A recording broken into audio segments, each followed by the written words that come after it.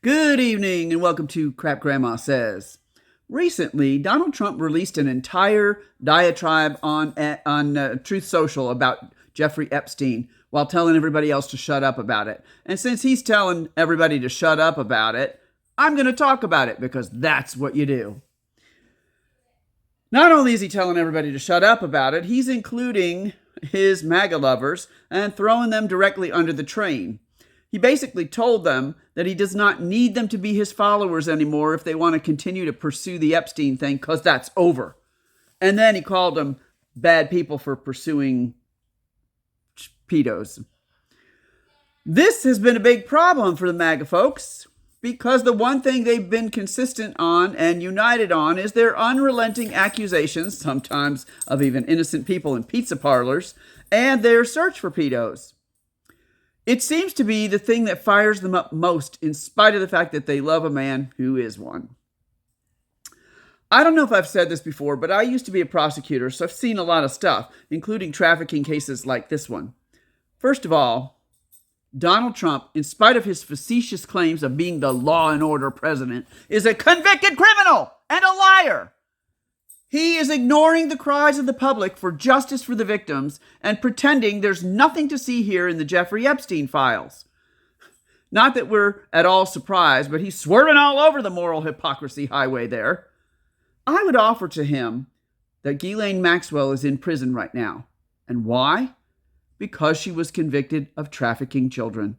And unless she was trafficking them to ghosts or woodland creatures, that means there were buyers, real, powerful, protected men who use those girls and have yet to see a single jail cell or even a mildly inconvenient headline.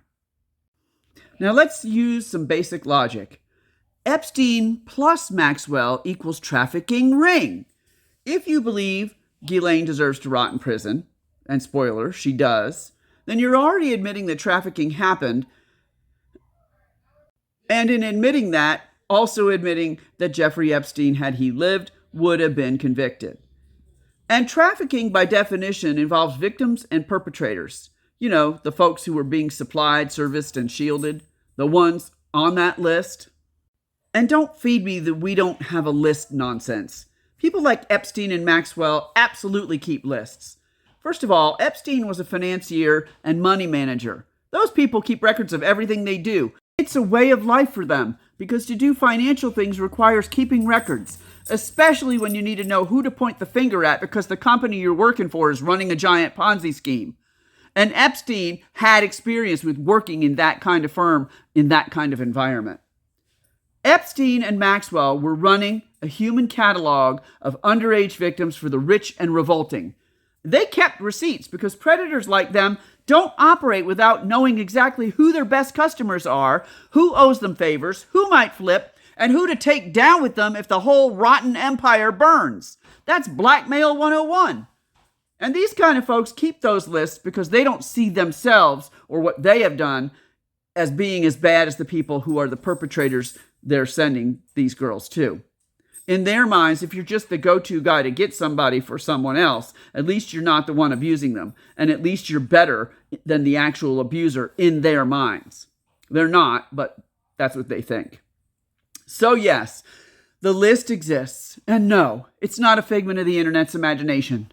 The only reason it hasn't been plastered all over the evening news is because it would torch the reputations and possibly the careers, as it should, of people with much more money, power, and influence than most of us will ever see in 1,000 lifetimes. But let's be real. If Ghislaine is guilty, Epstein would have been guilty, and they're guilty. And since she has gone down, he can't go down, but they should go down too. Those perpetrators should. Unless, of course, we've decided that child trafficking is only a crime when it's convenient. Frankly, this administration has already shown it doesn't value women, let alone those who are victimized as children. So there's that.